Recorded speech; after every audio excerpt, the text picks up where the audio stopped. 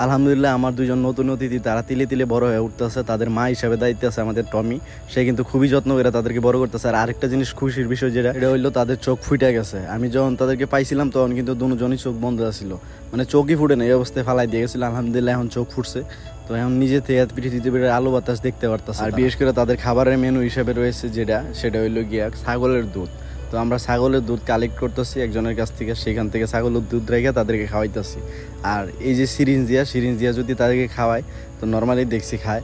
তো আলহামদুলিল্লাহ খাওয়ার ব্যাপারে ওদের কোনো ঝামেলা নাই। যদি ক্ষুধা লাগে তাহলে নিজে থেকেই আওয়াজ করবো, ডাকাডাকি করবো, তখন খাবার দিলে সাথে সাথে খায় নিব। আর বেশিক্ষণ সময়ও লাগে না তাদেরকে খাওয়াইতে। মানে সব মিলাই দেখলাম যে আসলে একটা শান্তি লাগে যে ওগরে খাওয়াই ঠিক মতো টাইম মতো, এই জিনিসটা খুবই ভালো লাগে। আর টমিরে যে গেলে ওগর মা কইলাম দেখেন যে টমি দেখেন ওর যে ভূমিকাটা ও নিজেও বুঝছে যে ওরাও ওর মতো এতিম, যে অগরের রাস্তা থেকে পায়ে নিয়েছি। এই কারণে টমি অগর গার্জিয়ান হয়ে গেছে, দেন যে কি পরিমাণ ভালোবাসা হয় দেয়। মানে ওই নিজের সন্তানের মতন করে যত্ন করে অগরে পালতাছে। কি কারণে আমরা খাওয়াই আমায় দেই ঠিক আছে, কিন্তু ওর লোকেই থাকে ওই যে আদরটা দেয়, এই আদরটা দেখলেই বুঝবেন যে ওর ভালোবাসাটা কি পরিমাণ। তো একটু আগে বিল্লি রেখা হয়েছে, এখন আবার বিল্লু রেখা হইতেছি। ওরা আমার বিল্লু আর বিল্লি, কারণ একজন ছেলে একজন মেয়ে, এই কারণে ওর নাম দিছি বিল্লু আর বিল্লি। আর এখন বিল্লু রেখা হইতেছি।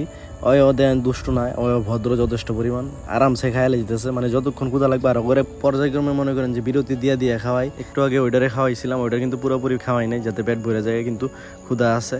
কিন্তু আমরা হইলো গিয়া ওরে একটু আরাম দিয়ে খাওয়াই যাতে করে প্রেশার না হয়ে যায়, একটু পাতলা পাতলা খাওয়াই যাতে করে কষ্ট না হয়। কারণ একের পর এক কয়েকবারে খাওয়ায় তারপরে ওর পেট ভরায়।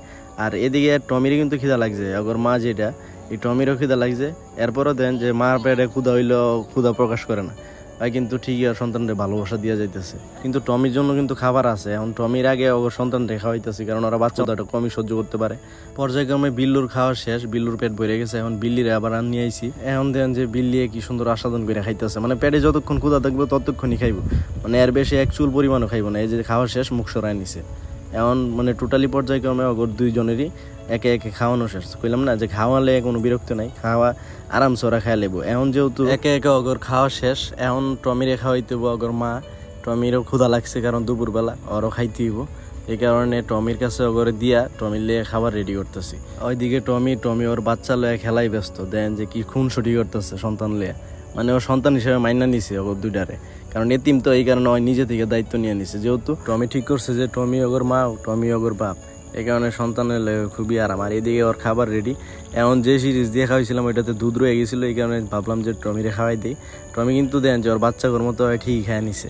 এখন টমিরে যে কেকটা ছিল ওই আবার কেক ছাড়া দুপুরবেলা ওর মেনুতে খায় না, তো এই কারণে কেকের যে দুধটা ছিল এই দুধটা দিয়ে মাইকে খাওয়াই দিছি। আর টমি মনে করেন যে যথেষ্ট পরিমাণ ভদ্র, আর খাবার নিয়ে মনে করেন যে বাইনার কোনো শেষই নাই, কারণ ওই এইটা খাইবো না ওইটা খাইবো না, আবার কেক হইলে খাইবো, এই কারণে ওরা কেকই দিলাম। এখন যেহেতু ওর খাওয়া দাওয়া টোটালি পর্ব শেষ, সবারই খাওয়া দাওয়া শেষ। এখন আমার যে দুইজন ভিআইপি অতিথি, এরা আবার ভিআইপি গেস্ট, এরা নিজে থেকে পটি করেন, এই কারণে আগে কেমনি পটি করান লাগে এটা আবার ইউটিউব থেকে শিখছি।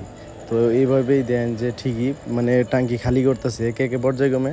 ওরা দুইজনের টাঙ্কি খালি করে দিতেছে যাতে আরামে একটু ঘুমাইতে পারে। যাই হোক, ওর জন্য দোয়া করবেন, ওরা যাতে শান্তিতে এই পৃথিবীতে বাইসে যেতে পারে।